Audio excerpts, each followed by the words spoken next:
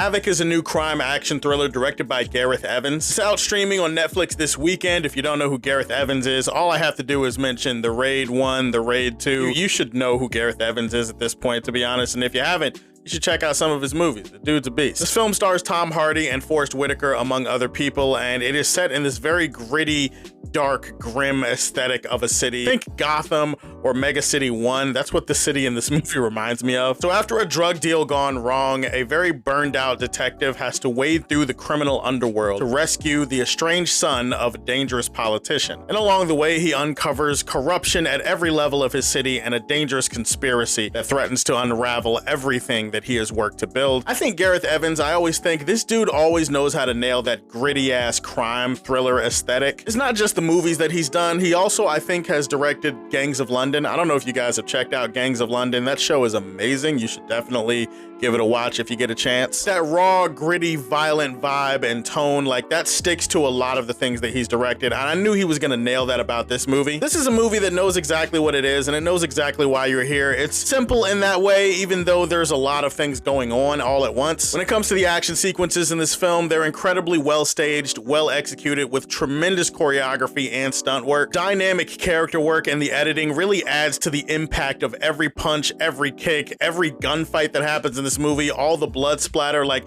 it really makes you feel like it's very visceral and immersive. Shout out to everybody who commits to the physicality of all of these scenes. It's a lot of blood, it's a lot of gore, it's a lot of characters getting thrown over tables and through walls and stuff. Tom Hardy is pretty good in this movie. Really, everybody from a performance standpoint is doing workman-like effort here. Like, nothing too fancy, nothing too special. Nobody's mailing it in. Like, everybody is committed to the work involved, and they're doing the best of the material that is given to them, which I know that sounds like a backhanded compliment. It kind of is, but we'll talk about that later. Tom Hardy does do that thing in this movie where he kind of mumbles in that Solomon Grundy-esque voice. Very raspy, very heavily accented. He also talks really fast. Like, he does feel like some version of Eddie Brock in this movie. Let's just say it's one of those times where I'm actually kind of glad that Netflix offers captions as a choice, because there were some moments of this film where I just did not hear or understand what he was saying. Speaking of the Gotham City aesthetic, it just always reminds me of his Bane and how hilarious a performance that was. Now I give the city of Gotham back to you, the people!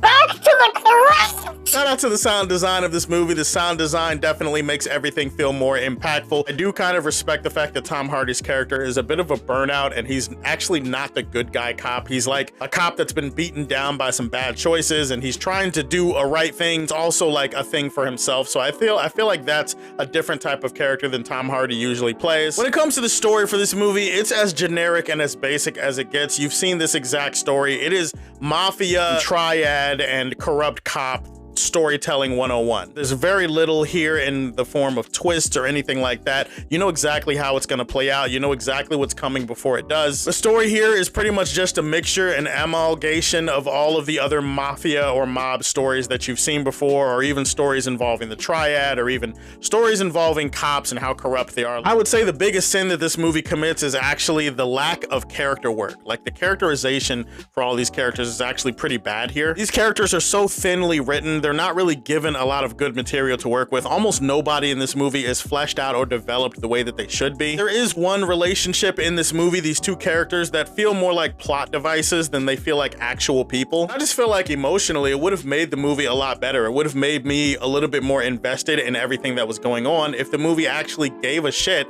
about the people that are filling out this movie. The movie could have taken an extra 15-20 minutes to give these characters something that I could believe in or root for. This is kind of a nitpick, but I do feel like Gareth has to lean into more digital methods of filmmaking in this movie, and it leads to a lot more obvious looking CGI than I would have expected. There's some CGI blood and some other moments here that feel like they're completely fake. There is a car chase in this movie that has to be seen to be believed. Literally. There's a little bit too much digital imagery and fake CGI stuff. Kind of took me out of the moment a little bit for this movie. It's a nitpick, but it is a thing I thought I'd mention. It's violent, it's gory, it's bloody, it's white knuckle type action. Can't highly recommend the movie, but I did enjoy it to a certain extent. I'm going to leave this one in the Daily Planet. Guys, those are my thoughts on HAVOC. Tell me, what's your favorite Gareth Evans project or movie of all time? Put that in the comment section below. Please like and subscribe to the Superfan Show, and if you like what you see, tell me how you feel, and stay tuned to hear more from the Man of Steel.